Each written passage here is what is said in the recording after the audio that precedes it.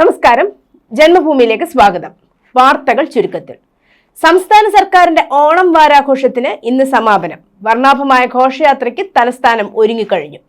വെള്ളയമ്പലത്ത് നിന്ന് തുടങ്ങുന്ന ഘോഷയാത്ര കിഴക്കേക്കോട്ടയിൽ അവസാനിക്കും. സാംസ്കാരിക കലാരൂപങ്ങളുമായി 1000-ലധികം കലാകാരന്മാരും 60ഓളം ഫ്ലോട്ടുകളും ഘോഷയാത്രയിൽ അണിനിരക്കും. വൈകിട്ട് 4 മണിക്ക് മാനവീയം വീതിയിൽ ഗവർണർ ഘോഷയാത്ര ഫ്ളാഗ് ഓഫ് ചെയ്യും. ഉച്ചയ്ക്ക് ശേഷം നഗരത്തിൽ ഗതാഗത നിയന്ത്രണം ഉണ്ടാകും. കോർപ്പറേഷൻ പരിധിയിലെ സ്കൂളുകൾക്ക് ഇന്ന് അവധിയാണ്. സർക്കാർ സ്ഥാപനങ്ങൾക്ക് ഉച്ചയ്ക്ക് ശേഷവും അവധി പ്രഖ്യാപിച്ചിട്ടുണ്ട്. ഒരു സംസ്ഥാന സർക്കാരിനെ സംബന്ധിച്ചിടത്തോളം ഒരിക്കലും ചെയ്യാൻ പാടില്ലാത്തതാണ് അയ്യപ്പ സംഗമം സംഘടിപ്പിക്കുന്നതെന്ന് എഴുത്തുകാരൻ MN കാരശ്ശേരി. പ്രത്യേകിച്ച് ഇടതുപക്ഷ സർക്കാർ. ഇതിലൂടെ സർക്കാർ എന്ത് സന്ദേശമാണ് ജനങ്ങൾക്ക് നൽകുന്നത്? ഒരു മതേതര സർക്കാർ ഒരിക്കലും ഒരു പ്രത്യേക മതത്തിന്റെ ചടങ്ങ് നടത്താൻ പാടില്ലെന്നും കാരശ്ശേരി സ്വകാര്യ മാധ്യമത്തിന് നൽകിയ അഭിമുഖത്തിൽ പറയുന്നു. അന്ന് വിധിയുടെ കൂടെ നിന്ന പിണറായി സർക്കാരാണ് ഇന്ന് അയ്യപ്പ സംഗമവുമായി രംഗത്ത് വന്നിരിക്കുന്നത്. ഇത് ഹിന്ദു വോട്ടുകൾ ലക്ഷ്യമിട്ടാണ്. മുസ്ലിം വോട്ടുകൾ ഇനി തങ്ങൾക്ക് കിട്ടില്ലെന്ന് അവർക്ക് ഉറപ്പായിട്ടുണ്ട്. അപ്പോൾ വരാനിരിക്കുന്ന തെരഞ്ഞെടുപ്പുകളിൽ വോട്ട് നേടാൻ ഇവർക്ക് ഹിന്ദു വോട്ടുകൾ കിട്ടിയേ മതിയാകൂ. ഇതിനുള്ള മാർഗമായിട്ടാണ് അയ്യപ്പ സംഗമത്തെ കാണുന്നത്.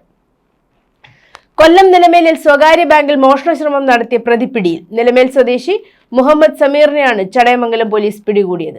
IDFC ബാങ്കിന്റെ ശാഖയിലാണ് മോഷണശ്രമം നടന്നത്. IDFC ബാങ്കിന്റെ നിലമേൽ ശാഖയിലാണ് ശനിയാഴ്ച രാത്രി മോഷണശ്രമം നടത്തിയത്. ബാങ്കിന്റെ ഷട്ടറിന്റെ പൂട്ട് പൊളിച്ച് അകത്ത് കയറി ഗ്യാസ് കട്ടർ ഉപയോഗിച്ച് മുന്നിലെ വാതിലിന്റെ പൂട്ട് തകർത്തു. ബാങ്കിനുള്ളിൽ കടന്നെങ്കിലും പണം കൈക്കലാക്കാൻ കഴിഞ്ഞില്ല. മോഷ്ടാവ് മുഖം മൂടി ധരിച്ചിരുന്നു. മോഷണശ്രമം പരാജയപ്പെട്ടതോടെ CCTV ക്യാമറയുടെ ദൃശ്യങ്ങൾ സൂക്ഷിക്കുന്ന DVR-ഉം എടുത്താണ് മോഷ്ടാവ് കടന്നത്. സ്ഥിരം മോഷ്ടാക്കളെ അടക്കം കേന്ദ്രീകരിച്ച പോലീസ് അന്വേഷണത്തിനിടയിലാണ് മുഹമ്മദ് സമീർ കുടുങ്ങിയത്.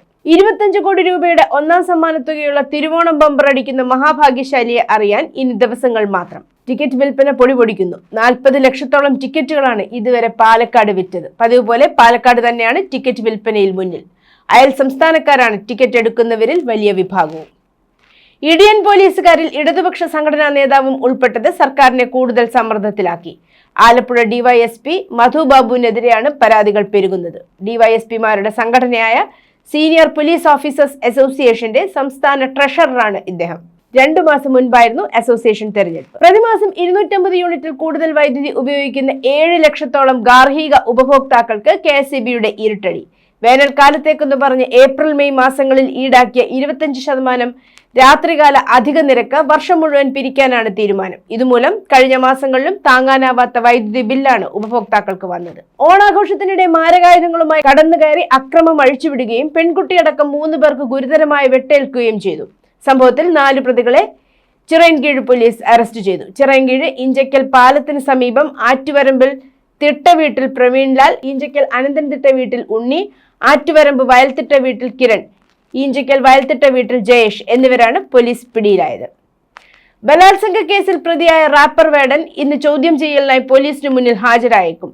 രാവിലെ 10 മണിയോടെ തൃക്കാക്കര പോലീസ് സ്റ്റേഷനിൽ വേടൻ എത്തുമെന്നാണ് സൂചന. വേടന് ഹൈക്കോടതി നേരത്തെ മുൻകൂർ ജാമ്യം അനുവദിച്ചിരുന്നു. ഇന്നും നാളെയും അന്വേഷണ ഉദ്യോഗസ്ഥരായ തൃക്കാക്കര SHOയ്ക്ക് മുന്നിൽ ഹാജരാകാൻ കോടതി വേടന് നിർദ്ദേശം നൽകിയിരുന്നു. ആറന്മുള ഉത്രട്ടാതി ജലമേള ഇന്ന് ഉച്ചയ്ക്ക് 1:30 ജലഘോഷയാത്രയ്ക്ക് ശേഷം മത്സര വള്ളം കളി നടക്കും. 51 പള്ളിയോടങ്ങൾ ഘോഷയാത്രയുടെ ഭാഗമാകും. A-B ബാച്ചുകളിലായി 50 പള്ളിയോടങ്ങളാണ് ഇക്കുറി മത്സരത്തിൽ പങ്കെടുക്കുക. നെഹ്റു ട്രോഫി വള്ളംകളിയുടെ മാതൃകയിൽ ഏറ്റവും കുറഞ്ഞ സമയത്തിൽ ഫിനിഷ് ചെയ്യുന്ന പള്ളിയോടം വിജയികളാവും. മത്സരത്തിൽ കൃത്യത ഉറപ്പാക്കാൻ ഡിജിറ്റൽ സംവിധാനം ഉപയോഗിച്ചാണ് സ്റ്റാർട്ടിംഗ് ഫിനിഷിംഗ് പോയിന്റുകൾ ക്രമീകരിച്ചിരിക്കുന്നത്. വള്ളംകളിയോടനുബന്ധിച്ച് പത്തനംതിട്ട ജില്ലയിലെ സർക്കാർ ഓഫീസുകൾക്കും വിദ്യാഭ്യാസ സ്ഥാപനങ്ങൾക്കും കളക്ടർ പ്രാദേശിക അവധി പ്രഖ്യാപിച്ചു. ഉപരാഷ്ട്രപതി തെരഞ്ഞെടുപ്പ് ഇന്ന്. പുതിയ പാർലമെന്റ് മന്ദിരത്തിൽ രാവിലെ 10 മുതൽ വൈകിട്ട് 5 വരെയാണ് വോട്ടെടുപ്പ്. മഹാരാഷ്ട്ര ഗവർണർ CP രാധാകൃഷ്ണനും മുൻ സുപ്രീം കോടതി ജഡ്ജി ജസ്റ്റിസ് സുദർശൻ റെഡ്ഡിക്കുമിടയിലാണ് മത്സരം. NDAയും ഇന്ത്യ സഖ്യവും ഇന്നലെ MP-മാർക്ക് പരിശീലനം നൽകാൻ മോക്ക് വോട്ടിംഗ് നടത്തി. ബിജു ജനതാദൾ, BRS എന്നീ കക്ഷികൾ വോട്ടെടുപ്പിൽ നിന്ന് വിട്ടുനിൽക്കും. നവജാത ശിശുക്കളെ കടത്തുന്ന വമ്പൻ റാക്കറ്റിനെ പിടികൂടി ദില്ലി പോലീസ്. ആഗ്ര സ്വദേശിയായ ഡോക്ടർ അടക്കം 10 പേരാണ് പോലീസ് പിടികൂടിയത്. സംഘം കഴിഞ്ഞ 2 മാസത്തിനിടെ വിൽപ്പന നടത്തിയ 1 വയസ്സിൽ താഴെയുള്ള 5 കുഞ്ഞുങ്ങളെയും പോലീസ് കണ്ടെത്തി. വൻ മനുഷ്യക്കടത്ത് സംഘത്തെയാണ് പോലീസ് പിടികൂടിയത്. അറസ്റ്റിലായ ആഗ്ര സ്വദേശിയായ ഡോക്ടറുടെ ആഗ്രയിലെ ആശുപത്രി കേന്ദ്രീകരിച്ചായിരുന്നു കുട്ടികളെ വിൽപ്പന നടത്തിയിരുന്നത്. റെയിൽവേ സ്റ്റേഷനിലും ബസ് സ്റ്റാൻഡിലും നിന്ന് കുഞ്ഞുങ്ങളെ തട്ടിയെടുക്കും. തുടർന്ന് ഈ കുഞ്ഞുങ്ങളെ വിൽപ്പന നടത്തുന്നതായിരുന്നു ഈ റാക്കറ്റിന്റെ രീതി. അറസ്റ്റിലായവരിൽ 4 സ്ത്രീകളും ഉൾപ്പെടുന്നു. US പ്രസിഡന്റ് ഡൊണാൾഡ് ട്രംപിനെ അങ്ങേയറ്റം പരിഹസിച്ച് ബോളിവുഡ് നടൻ സൽമാൻ ഖാൻ. ഈ ലോകത്ത് ഏറ്റവും കൂടുതൽ പ്രശ്നം സൃഷ്ടിക്കുന്നയാൾ സമാധാനത്തിനുള്ള നോബൽ സമ്മാനം ആഗ്രഹിക്കുന്നു എന്നായിരുന്നു ട്രംപിനെതിരായ സൽമാൻ ഖാന്റെ പരിഹാസം. എന്താണ് ഈ ലോകത്തിന് സംഭവിച്ചുകൊണ്ടിരിക്കുന്നതെന്നും സൽമാൻ ഖാൻ ചോദിക്കുന്നു. ഹിന്ദിയിൽ നടക്കുന്ന ബിഗ് ബോസ് 19 ആങ്കറായ സൽമാൻ ഖാൻ ബിഗ് ബോസ് പരിപാടിക്കിടെയാണ് ട്രംപിനെ പരിഹസിച്ചത്. ബിഗ് ബോസ് 19 മത്സരാർത്ഥിയായ ഫർഹാന ഭട്ട് സ്ഥിരം വഴക്കുണ്ടാക്കുന്ന ആളാണെങ്കിലും താൻ സമാധാനകാംക്ഷിയാണ് എന്ന് എപ്പോഴും നടിക്കുന്നുവെന്ന് പറയുന്നതിനിടയിലാണ് സൽമാൻ ഖാൻ ട്രംപിന്റെ കാര്യം എടുത്തിട്ടത്. പെട്ടെന്ന് തന്നെ സൽമാൻ ഖാന്റെ ഈ പ്രസ്താവന വൈറലായി പ്രചരിക്കുകയും ചെയ്തു. ഞായറാഴ്ച ജെറൂസലേമിൽ നടന്ന ഭീകരാക്രമണത്തിൽ 5 പേർ കൊല്ലപ്പെടുകയും 12 പേർക്ക് പരിക്കേൽക്കുകയും ചെയ്തതിൽ പ്രധാനമന്ത്രി നരേന്ദ്രമോദി ദുഃഖം പ്രകടിപ്പിച്ചതിനെ തുടർന്ന് ഇസ്രായേൽ പ്രധാനമന്ത്രി ബെഞ്ചമിൻ നെതന്യാഹു ഇന്ത്യക്ക് നന്ദി പറഞ്ഞു. നേപ്പാളിൽ സമൂഹ മാധ്യമ നിരോധനം പിൻവലിച്ചു. ദേശീയ സുരക്ഷാ പേരിലുള്ള സോഷ്യൽ മീഡിയ നിരോധനത്തിനെതിരായ ജൻസെഡുകളുടെ പ്രക്ഷോഭം നേപ്പാളിലാകെ കത്തിപ്പടർന്നതിന് പിന്നാലെയാണ് സർക്കാർ തീരുമാനമെടുത്തത്. തലസ്ഥാന നഗരമായ കാഠ്മണ്ഡുവിൽ തുടങ്ങിയ പ്രക്ഷോഭം രാജ്യമാകെ വ്യാപിച്ചിരുന്നു. യുവതലമുറയുടെ ശക്തമായ പ്രതിഷേധത്തിനെതിരെ പോലീസ് നടത്തിയ വെടിവെപ്പിൽ 19 മരണം സ്ഥിരീകരിച്ചിട്ടുണ്ട്. 100-ലധികം പേർക്ക് പരിക്കേറ്റിട്ടുണ്ട്. Nepal communication and information technology മന്ത്രാലയത്തിന് കീഴിൽ രജിസ്റ്റർ ചെയ്യാത്തതിനെ തുടർന്നാണ് ഫേസ്ബുക്ക്, ഇൻസ്റ്റാഗ്രാം ഉൾപ്പെടെയുള്ള സോഷ്യൽ മീഡിയ സൈറ്റുകൾക്ക് രാജ്യത്ത് വിലക്കേർപ്പെടുത്തിയത്. കഴിഞ്ഞ വർഷത്തെ സുപ്രീം കോടതി ഉത്തരവിനെ തുടർന്നാണ് നേപ്പാൾ സർക്കാർ ഈ നിർദ്ദേശം പുറപ്പെടുവിച്ചത്. എന്നാൽ അഴിമതിയും ദുർഭരണവും മൂടിവെക്കാനാണ് സോഷ്യൽ മീഡിയ നിരോധനമെന്നാണ് ജൻസികൾ പറയുന്നത്. പലരും തങ്ങളുടെ ബിസിനസ്സിനായി സോഷ്യൽ മീഡിയ ആശ്രയിക്കുന്നു. നേപ്പാളിൽ സോഷ്യൽ മീഡിയ പ്ലാറ്റ്ഫോമുകൾ പ്രവർത്തനരഹിതമായതോടെ ഇത് ബിസിനസിനെ ബാധിച്ചുവെന്നും പ്രതിഷേധക്കാർ അവകാശപ്പെട്ടു. വൈറ്റ് ഹൌസിന് മുന്നിലെ ലഫിയറ്റ് പാർക്കിൽ 1981 മുതൽ ഒരു കൊച്ചു കൂടാരമുണ്ടായിരുന്നു. അതിനുള്ളിൽ ഒരു യുദ്ധവിരുദ്ധ പ്രക്ഷോഭകനും. യുദ്ധത്തിനെതിരായ മുദ്രാവാക്യങ്ങൾ എഴുതിപ്പറ്റിച്ചു വെച്ച ആ കൂടാരം പൊളിച്ചു കളയാൻ വൈറ്റ് ഹൌസിൽ മാറി മാറി വന്ന പ്രസിഡന്റുമാരോ വാഷിംഗ്ടൺ മുനിസിപ്പാലിറ്റിയോ ശ്രമിച്ചില്ല. യുദ്ധവിരുദ്ധർ ആ കൂടാരം സന്ദർശിച്ചു. വിനോദസഞ്ചാരികൾ കൗതുകത്തിനും. പ്രസിഡന്റ് ഡൊണാൾഡ് ട്രംപിന്റെ നിർദ്ദേശപ്രകാരം ഞായറാഴ്ച പോലീസ് ആ കൂടാരം പൊളിച്ചടുക്കി. പ്രക്ഷോഭത്തിരികെടാതെ കാത്തിരുന്ന ഫിലിപ്പോസ് മെക്കാലു ബെലോയെ ഒഴിപ്പിച്ചു. ഭവനരഹിതരെയെല്ലാം നീക്കി വാഷിംഗ്ടണിനെ ശുചീകരിക്കുന്നതിന്റെ ഭാഗമായിട്ടാണ് നടപടി.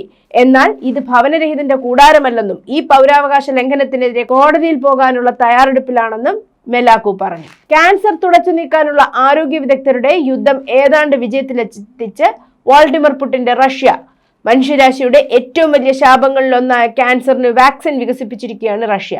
വർഷങ്ങൾ നീണ്ട പരീക്ഷണങ്ങൾക്കൊടുവിലാണ് വാക്സിൻ മനുഷ്യരിൽ പരീക്ഷിക്കാൻ തയ്യാറായിരിക്കുന്നത്. വർഷങ്ങൾ നീണ്ട പ്രീ ക്ലിനിക്കൽ പരീക്ഷണങ്ങളുടെ ഭാഗമായി മൃഗങ്ങളിൽ ഉപയോഗിച്ച് വിജയം കൈവരിച്ചതായി റഷ്യ അവകാശപ്പെടുന്നു. ഇന്ന് ഏഥൻസിനെ പിടിച്ചുകുലുക്കി ഏവിയയിലെ നിയാസ്റ്റിറയ്ക്ക് സമീപം 5.2 തീവ്രത രേഖപ്പെടുത്തിയ ഭൂകമ്പമുണ്ടായി. 10 കിലോമീറ്റർ താഴ്ചയിലാണ് ഭൂകമ്പമുണ്ടായത്. ഭൂകമ്പം തലസ്ഥാനത്ത് ശക്തമായി അനുഭവപ്പെട്ടു. പരിക്കുകളോ നാശനഷ്ടങ്ങളോ ഉണ്ടായിട്ടില്ലെന്ന് അധികൃതർ റിപ്പോർട്ട് ചെയ്തിട്ടുണ്ടെങ്കിലും മുൻകരുതൽ എന്ന നിലയിൽ അടിയന്തര സംഘങ്ങൾ പ്രദേശത്ത് പരിശോധന നടത്തുന്നുണ്ട്. ഫ്രഞ്ച് പാർലമെന്റിൽ നടന്ന വിശ്വാസ വോട്ടെടുപ്പിൽ പരാജയപ്പെട്ടതോടെ പ്രധാനമന്ത്രി ഫ്രാൻസ്വാ ബെയ്റോ രാജിവെച്ചു. 364 പേർ എതിർ വോട്ട് ചെയ്തു. 194 പേര് മാത്രമാണ് പിന്തുണച്ചത്. 2 വർഷത്തിനിടയിൽ വീഴുന്ന 5ാമത്തെ സർക്കാരാണ് ഫ്രാൻസിൽ. പിന്നാലെ ഫ്രഞ്ച് പ്രസിഡന്റ് ഇമാനുവൽ മാക്രോണിന് French National Assembly deputy Mathilde Panot ഒരു അന്ത്യശാസനം നൽകി. അദ്ദേഹത്തിന് 2 വഴികളുണ്ടെന്ന് പറഞ്ഞു. ഒന്നുകിൽ രാജിവെക്കുക, അല്ലെങ്കിൽ ഇംപീച്ച് ചെയ്യപ്പെടുക. News desk Janmabhumi.